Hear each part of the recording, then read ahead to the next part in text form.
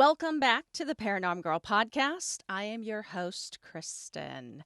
Thank you all so much for joining me today. I really hope you enjoyed last week's chat with the president of the Society for Arcane Studies. It is always a fabulous education when Jason Cordova joins us. Now, if you enjoyed the cryptid education of last week, you're really going to love this one. Today, we are discussing the littlest, saddest, loneliest cryptid in the world. That, of course, is the squonk, my dear listeners. We are also going to get into another that I'm just going to call a mystery cryptid for now. Let's do a word from our sponsor, and then I will bring on our guest. Attention all sports enthusiasts and ball game aficionados. It's that magical time of year when football's in full swing, basketball is back, and baseball playoffs have us on the edge of our seats. But speaking of ball games, it's time to talk about the champion of the grooming game. Manscaped has just launched the Performance Package 5.0 Ultra. It's like having a sixth man on your team, ensuring you stay smooth no matter what sport you're into. So don't strike out on this offer. Head over to manscaped.com and use code PNG to get 20% off and free shipping. Trust me, with the Performance Package 5.0 Ultra, you'll be the real MVP both on and off the field. Lee and I recently attended a game at WSU. Go Cougs. Unfortunately, the Cougs had a rough go of it. Nothing smooth about it. They really could have used the confidence boost that something like the grooming precision of the Performance Package 5.0 Ultra offers. I'm sure that's what was missing, y'all. Confidence. And more than one touchdown the entire game. That's all. And to not miss the conversion immediately following their one and only touchdown the entire game. But that's it. That is definitely it. That's all they needed. We might not have control over most things that happen in our lives, but some things we do, like our grooming and self-care. With advanced grooming tools like the Lawnmower 5.0 Ultra, you're able to tackle any hairy situation that you're faced with, and you'll come out looking like the most valuable player. We are really digging the new lawnmower in this household. We've played around with the two enhanced skin-safe blades that they come with. Dudes, the dual foil blade is awesome. It's like actually really smooth, like confidently smooth. So put your game face on, make the call, make the right call, and get 20% off and free shipping with the code PNG at manscaped.com. That is 20% off and free shipping at manscaped.com when using code PNG. They got balls and beard trimmers, but mostly balls. All right. My guest is one of the hosts of the Black Cat Report. The BCR is a mosaic of the paranormal that covers the increasingly blurred line between disclosure and discourse as they investigate topics like UFOs, cryptids, hauntings, and true crime. Their discussions and deeply dived details are thought-provoking as they are entertaining as they approach the boundary between fringe and reality. Please enjoy my conversation with Gil Bentley. I'm so happy to have you on. We've been talking for a couple of months now. We got to appear together randomly. We met on Life Beyond 6 Feet, one of their season finales, I believe it was, a little round table, paranormal round table, and that was a lot of fun. And we connected over Art Bell. Art Bell. Yeah. That was the moment. I was like, Gil, you're my people. You are my people. That was that was the best. I was like so like just like pumped up afterwards. I was like, oh my God. I went and I talked to my friends after. I'm like, I just met somebody that had the same obscure Art Bell references that I did. And when they would be asked first during the round table, I would just literally be sitting there as they answered, crossing out every point I was Oh, going to make.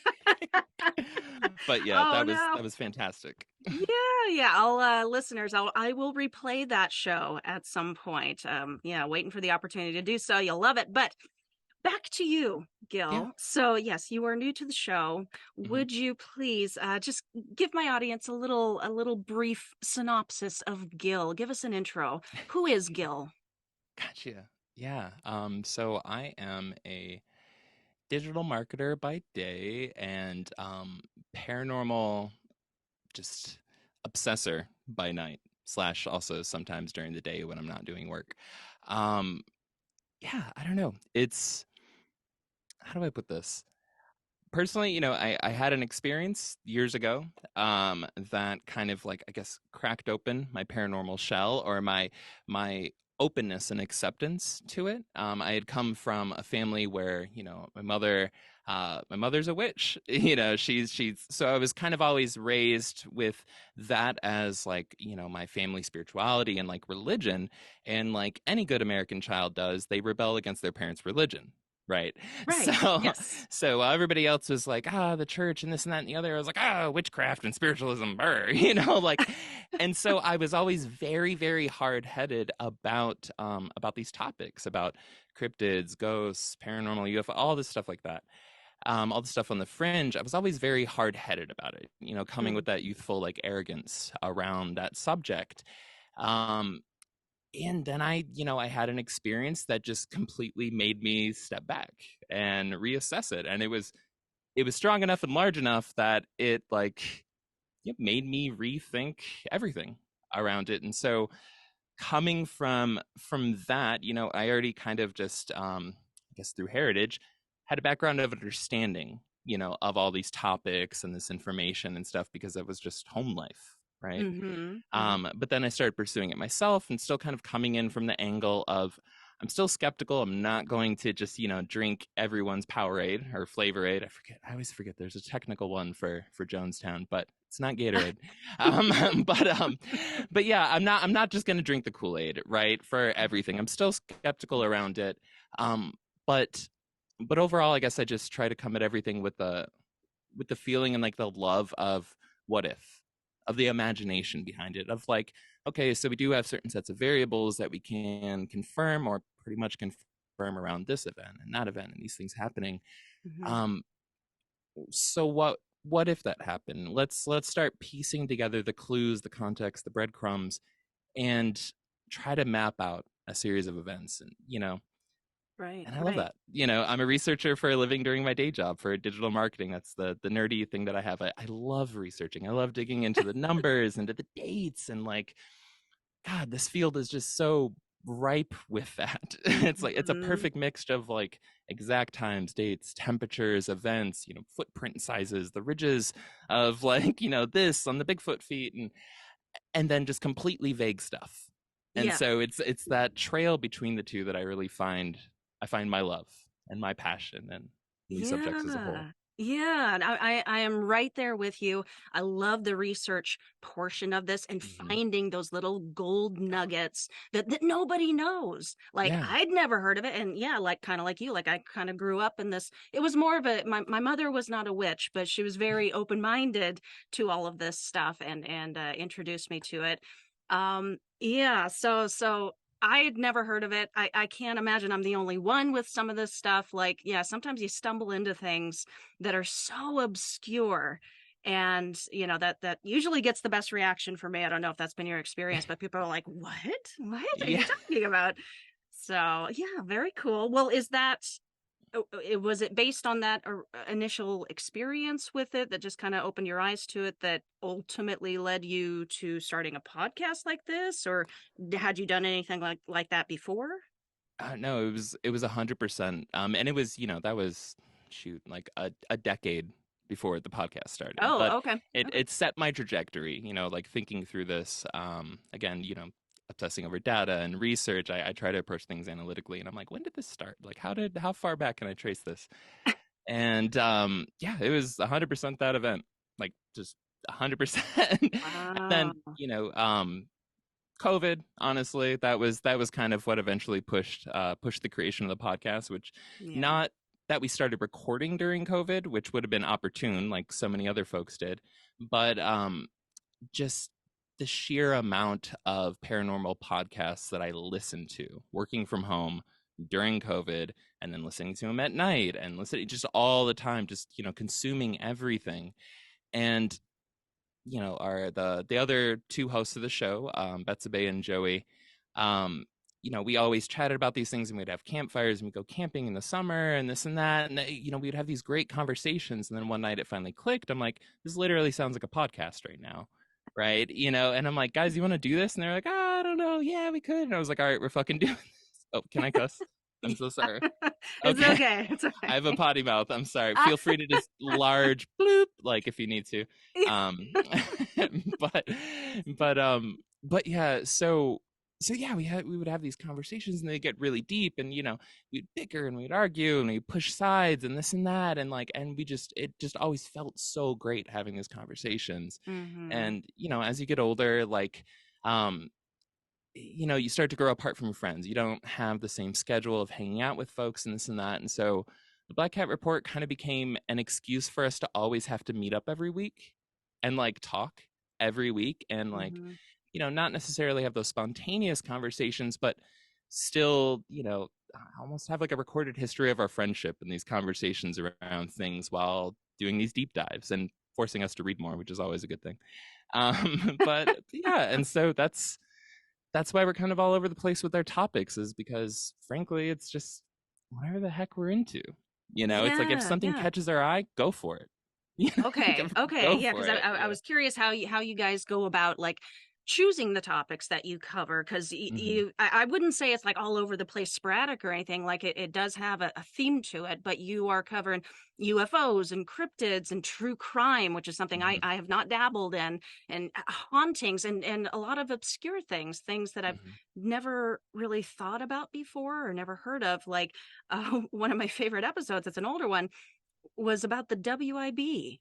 And Yeah, I the Women in Black. sincerely, yes, I sincerely missed a big opportunity there in my last season because it didn't occur to me that, oh, there might be women in black. Yeah, yeah, Yeah. yeah. And there's, also the theory that the black-eyed kids are the children of the Men Hmm. in Black and Women in Black, which is a fun theory. But Ooh. but yeah, I think that kind of comes back to like I said, like, rebelling against, my parents' faith, my parents' religion. I, had heard these things like ad nauseum, like all this stuff. Because if your parents are into witchcraft and stuff like that, you're pretty much always watching the History Channel after 10 o'clock. It's like Mm. Ancient Aliens, and it's Ghost Hunters, and it's Bigfoot documentaries. It's all in the same field, right? At least, the groups hang out.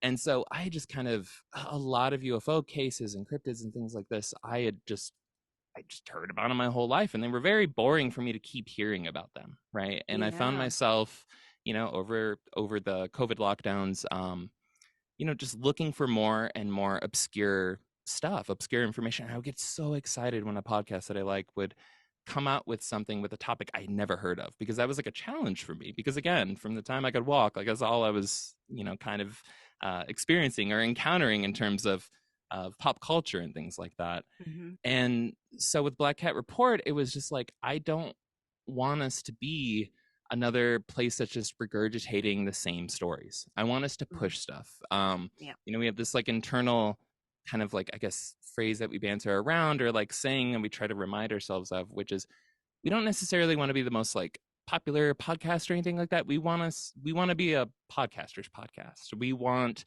other podcasters to find us and listen to us and be like, damn, we need to do a show on that. Like, Yeah. that is like the biggest honor for me I can feel, because it's like, it's such a saturated field out there, right? Like when you Yeah. get on Spotify and you're searching, so saturated. And so a lot of these topics, it's like, some of these people, it's like, how many months did you spend researching this for a 4-part series on Skinwalker Ranch? Like, gee, I can never compete with the quality of writing and research and the way that you laid those stories. I can't compete with that. But Yeah.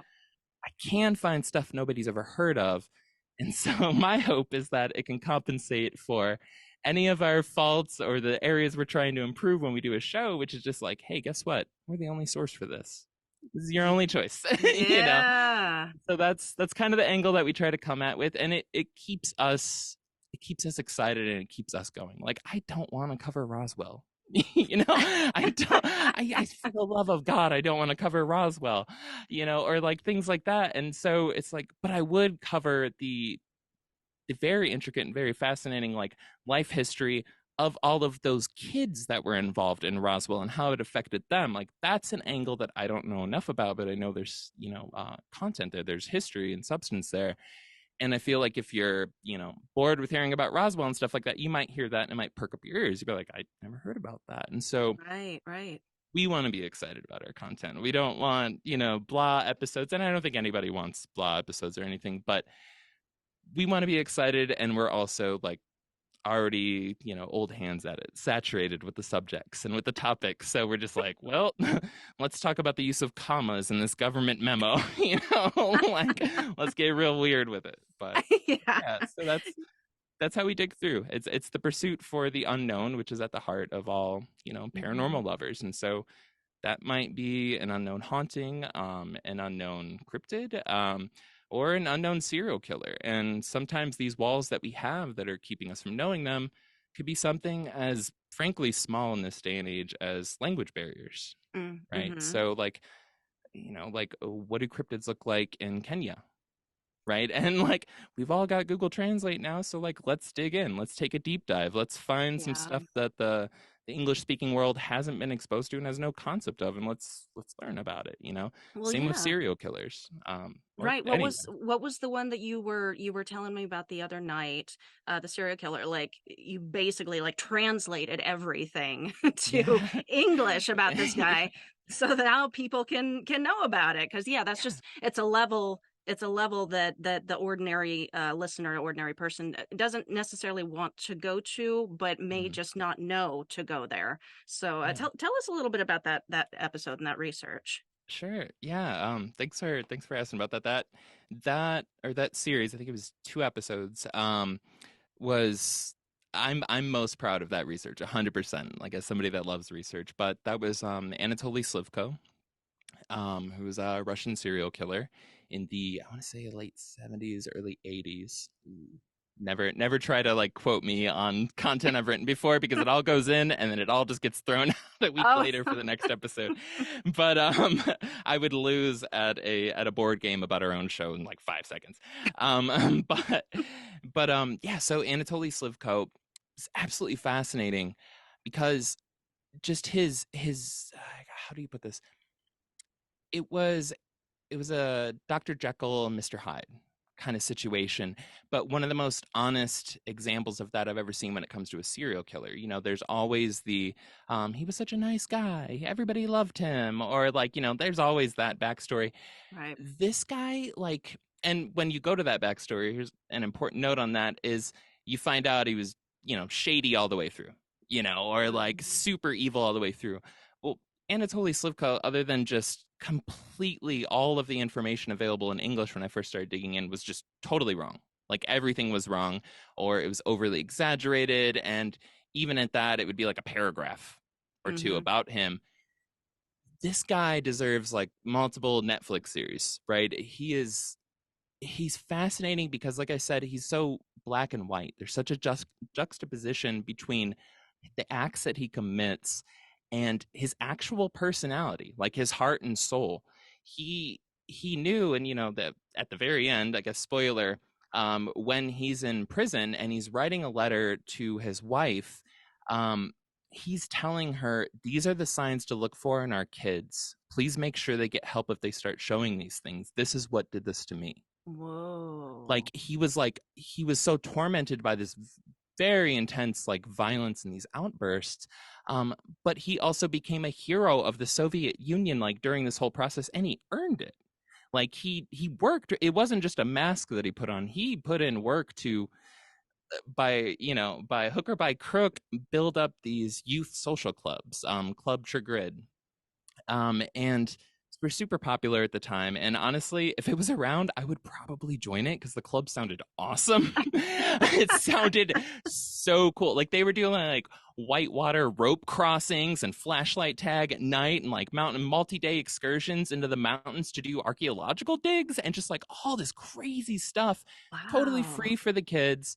He had this whole rat line network set up with like, you know, representatives and higher ups in the Soviet Union who would like sneak him extra supplies because it was the 80s in the Soviet Union. It, you know, condensed milk was a big deal, right? Mm-hmm. And all the kids there always had all the food they needed, all these special treats, all this like military surplus gear for their camping trips and he built it up from just a small little concept. Right. A lot of times you hear about these evil people and it's like, oh, they're hanging out with kids.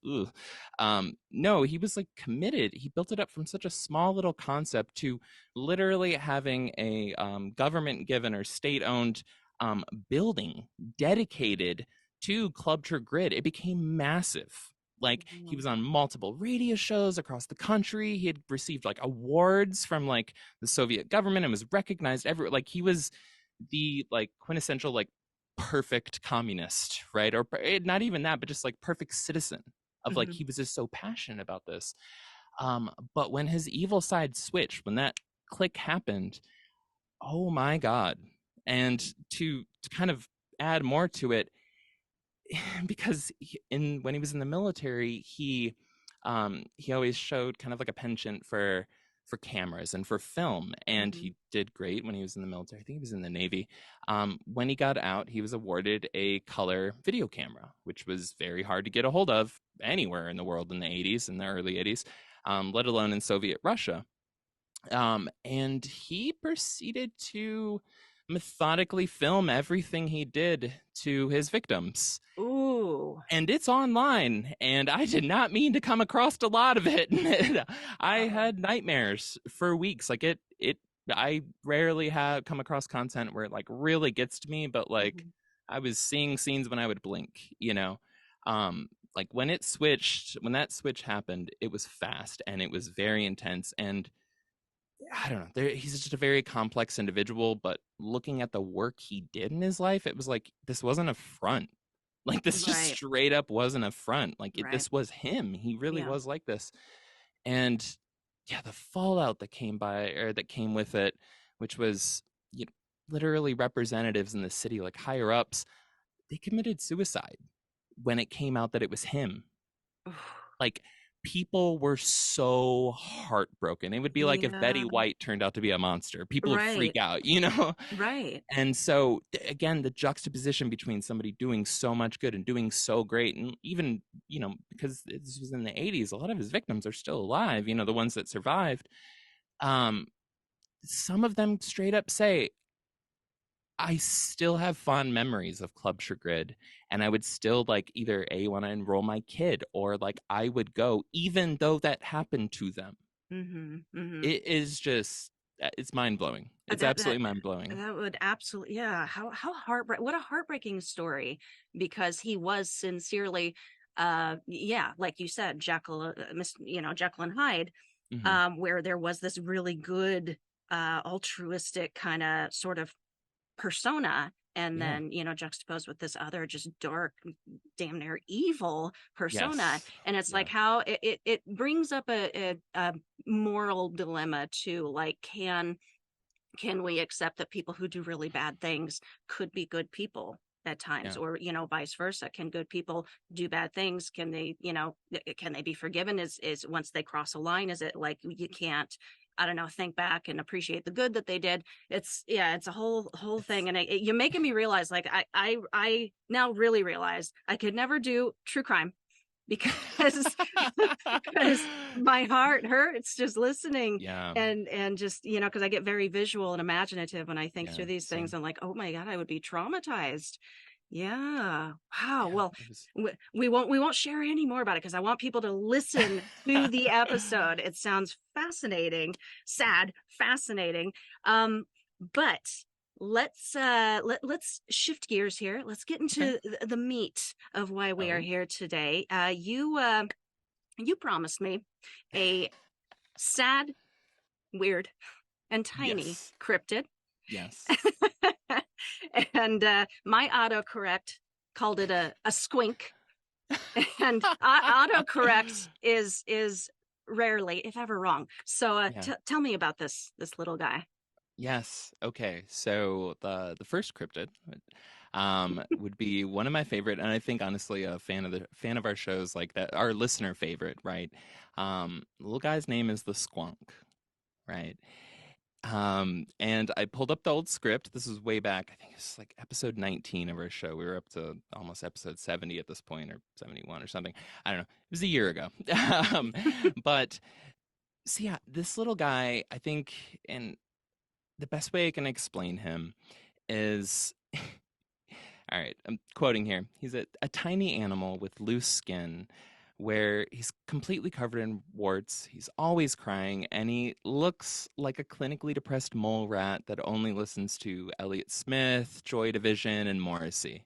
This little guy is so tiny and so sad and just so ugly and knows it. And he literally, you can trail him. You can find him in the woods by following his tears through the woods.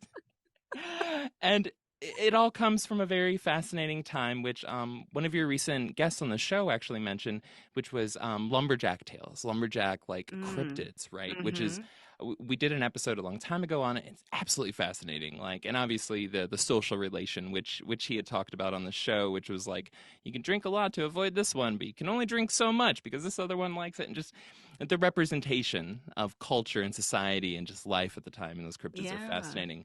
I have no clue how the squonk fits into that other than he's just documented in this time period. But yeah, so I'm going to read here, do a few quotes, right? Sure, so, yeah.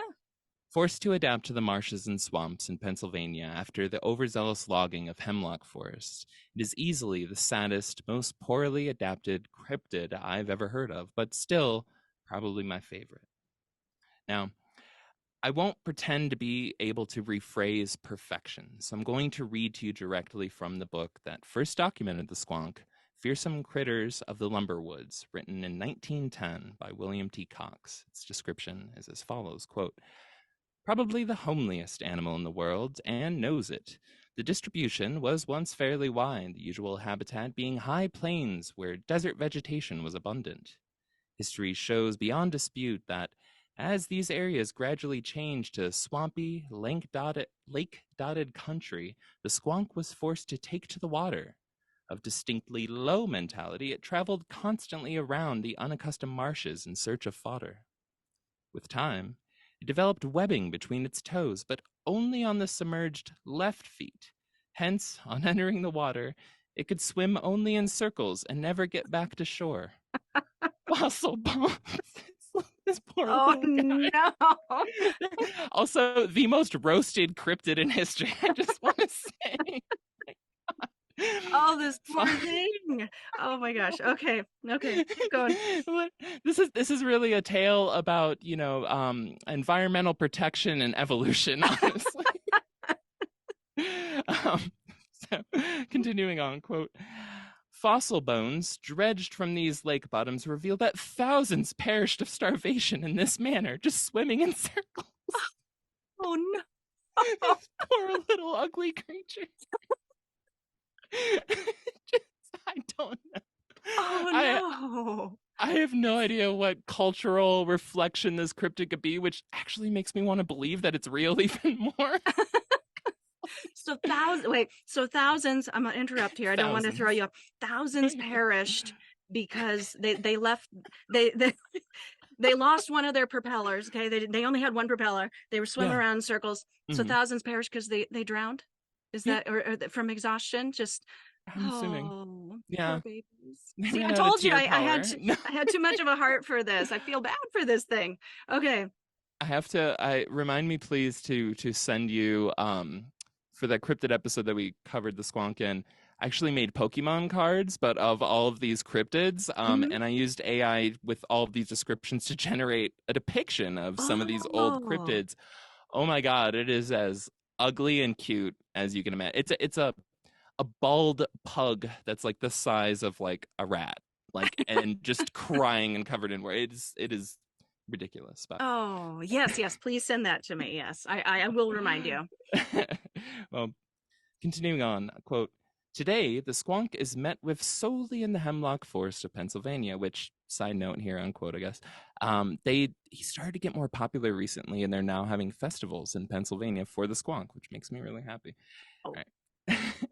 back to the text, right? Quote, it is a most retiring, bashful, crepuscular animal, garbed in a loose, warty, singularly ill-fitting skin. The squonk is always unhappy, even morbid. He is given to constant weeping over his really upsetting appearance and can sometimes be tracked by his tear-stained trail. Moonlit nights are the best for squonk hunts, for then the animal prefers to lie quiet in its hemlock home, fearing, should it venture forth, that it may catch a glimpse of itself in some moonlit pool. Sometimes you can hear one weeping softly to himself. The sound is a low note of pleading, somewhat resembling the call of a cross-feathered snee, which I Googled and could not find any information on. Your guess is as good as mine, then.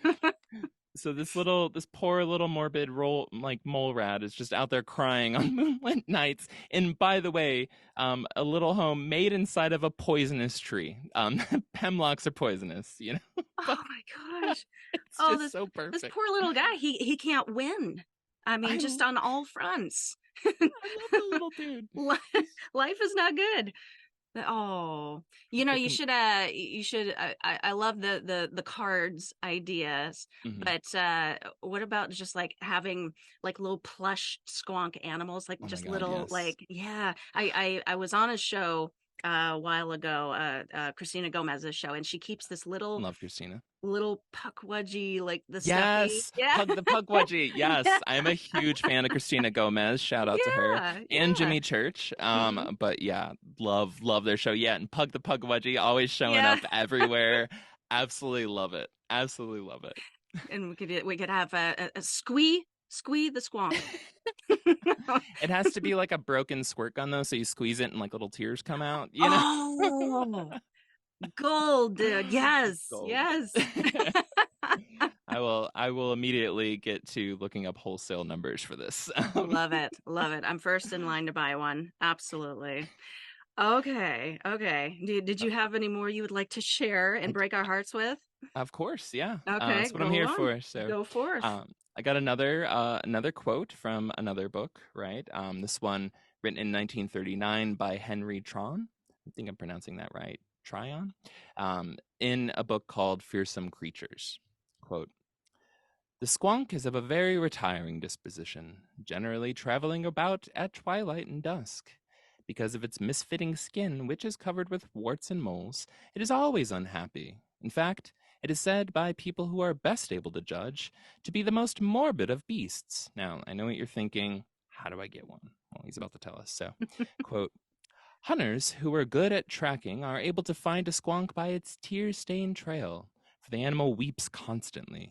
When cornered, an escape seems impossible, or when surprised and frightened, it may even dissolve itself into a puddle of tears. Squonk hunters are most successful on frosty moonlit nights when tears are shed slowly and the animal dislikes moving about. It may then be heard weeping under the boughs on dark hemlock trees. End quote. Now, to really drive home just how ugly and sad this little fellow is, if you can't figure it out by now, there's a famous story of a hunter who, after tricking the little guy into a sack, right, he tried to take the squonk home, so squonk in sack. And all of a sudden, bag in hand, the hunter noticed as he was going back to his house that the bag suddenly felt lighter. Well, when he opened it up to look inside, all he saw was a pool of squonk tears, leading the hunter to fear for the existence of the squonks. Now, tales like these added up and have led to the poor little emo cryptid picking up the scientific name Lacrima corpse dissolvenus, which is Latin for tear body dissolve. As one of the final pieces of this cryptid legend is that if it gets too frightened or freaked out, it literally just melts into a pile of tears. Oh no. Poor little guy. Literally cries itself. It murders itself with its tears. I love him. I love little dude. He's just like, Yeah, we all need squonks in our life. We do. Well, I don't know what I was expecting, and that you surpassed just that bring up the mood. expectation. Oh, awesome, man. That was great. All right. We have another creature, cryptid. I don't know. You called it a mystery cryptid. So Yes. I don't know what we are about to talk. I have no idea. No forewarning. And for your listeners, I did totally throw a curveball, which is very rude of me. Kristen, moments before the show started, in hindsight, when it was 4 a.m. for me, it was only 1 a.m. for her, and I should have just sent her a message, but I messed up. So I'm throwing something, nobody sees it coming. Yeah, no, we got to roll with the punches here, man. No, I'm excited. Yeah, so this next one I'm going to call the mystery cryptid, not because how do I put this? I don't know how it connects to other tales and legends and stories and encounters and stuff with cryptids. And it really kind of is up to us to kind of, dot those I's and follow those breadcrumbs and see like what other relations or what other stories might exist out there in the world that, have a similarity to it. It's a unique case, but there are so many witnesses, and what happens in the aftermath of the exposure to this cryptid is so like well documented that it happened. Something happened, and it was a cryptid, but no clue what the hell it is, honestly. Just like no clue. So okay. So yeah, the story, and I just became a member of MUFON, so I'm legally obligated to bring up UFOs, so I'm about to do that. So the story this cryptid brings us to 1973 in Ciudad Pemex, Mexico, which just means Pemex City, right? Okay. Now, tying back between then and the researcher who discovered this case or really started digging into it, Carlos Guzman, who is a Mexican ufologist and researcher, absolutely fantastic. Please follow him on YouTube if you can. He puts out great content. Translated closed captioning is your best friend. But he does great work and finds the most obscure cases, and this was one of them, right? Okay. Well,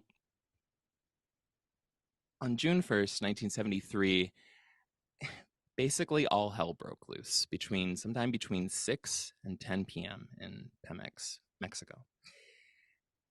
All of a sudden, there was just like a typhoon-like wind that came rushing into the city, just like literally blowing things around, and it was just out of the blue. It was a normal day until then, and it was so intense and so loud that, there was multiple cases of people in the city waking up and rushing over to their window to see, what the heck was going on, like families running for shelter, people sharing doorways and spaces trying to hide from this like just onslaught of like wind rushing, not just from one direction, but just all over the place. Like all of a sudden people were sucked into typhoon-like winds out of the blue.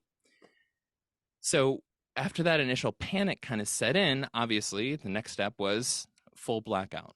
All the power went out in the city, right? For obvious reasons. Now, I guess picture this from like the testimonies. It's literally like abuelas lighting prayer candles, not for light, but literally to pray because of how intense this was, and little kids just screaming their heads off in the background in houses. People are freaking out. This is not a normal storm, right?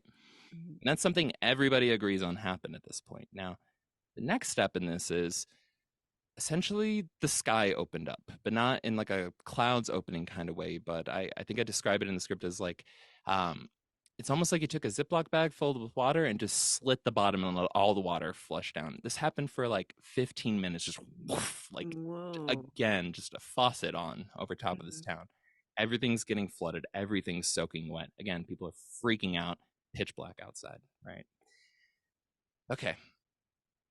So if that wasn't wild enough, after these 15 minutes of just sheer terror, right, it stops.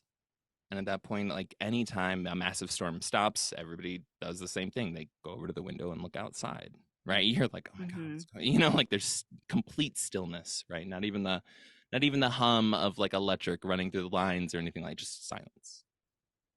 People go over there, and in one specific case, this woman opens up her window and leans out, and her husband was the one telling this. He was saying he was laying in bed when she did this. She leans out and then just screams bloody murder.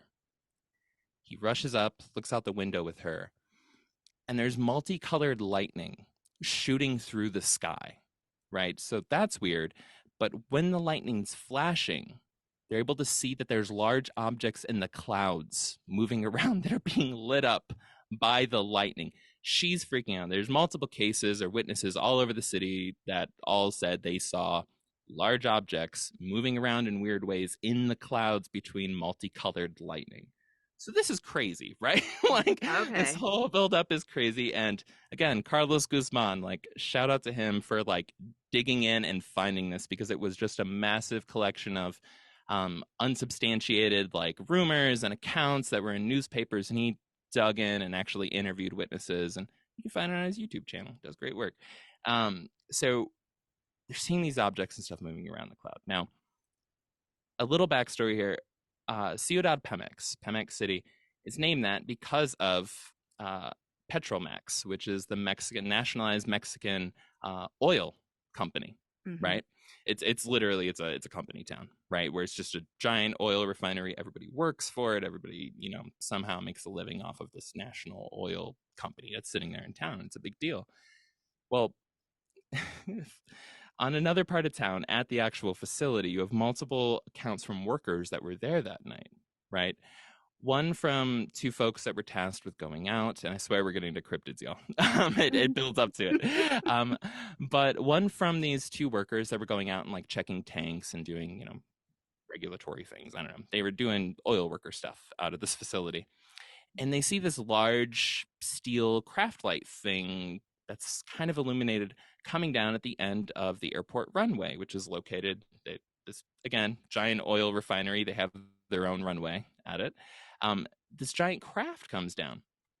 And at first, the worker just kind of like thinks like, it's a weird looking plane, but just doing a job, just kind of doing his thing. And then he looks over again and he's like, oh, it's not like coming in at an angle. It's literally coming straight down slowly, right, onto the end of their landing strip. And so that's one angle. The other angle comes from a 14-year-old boy, Arturo. Oh, shoot. It's going to kill me if I can't find his last name. I can't find it. His first name's Arturo. This 14-year-old boy who had the excellent job at 14 years old of being a fire safety assistant, which basically meant he had a super expensive fire extinguisher, and he was in charge of making sure the city didn't blow up if anything went wrong at the oil refinery. So real 14. solid jobs. Wow, he yeah. was 14 years old. Yikes. And so, this is just after the rain, and he's outside and he's watching a welder, working on some piping or something like that. And he's holding his fire extinguisher. This kid is committed / I'm sure just scared straight for the fears of if he messes up. So he's just focusing on the sparks that are coming off. This is an important note. Oil refinery, rain, all the random little bits of oil are going to start pooling up. So any little spark that might come down might catch. A whole plant might blow up. There goes half the town, right? So he's a little nervous. He's sitting there with the fire extinguisher and kind of sees something out of the corner of his eye, looks over, and he just sees like a metal object, and then like looks straight back at the guy that's welding. He ignores it at first. It got to the point where the welder himself stopped welding, lifted up his mask, and was like, what was that? And that's when he kind of like realized, or the welder asked like, what was that gust of wind? And he's like, what? And they both like look over and they see it. Same craft that was coming down that the other two workers had seen, right? Coming down, it lands, classic UFO shape, a silver saucer with a little bubble top on it and like 3 little tripod feet, right?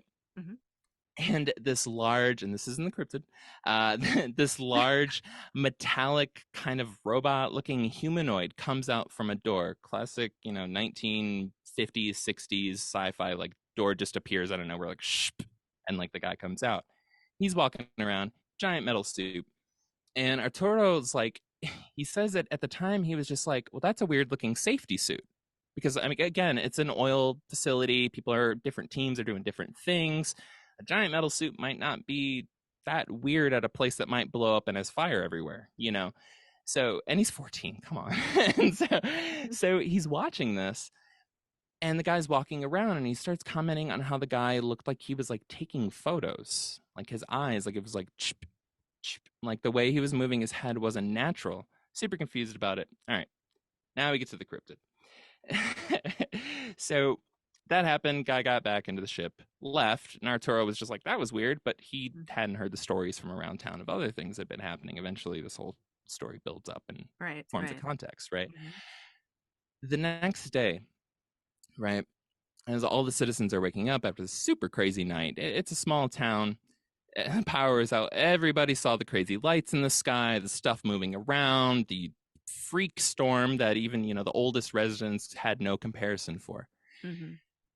They step outside, and these, like, what can only be described as, like, these footprints that almost look like large dog footprints or canine footprints, where you have the large pad in the middle and then the little toe beans around it, right? Mm-hmm. It's like a large pad, but they only had 3. And these were, like, massive footprints, right? Like, I think they were like 7 to 8 inches long. Like, they were like huge. 3 footprints or 3 toe beans on each of the footprints?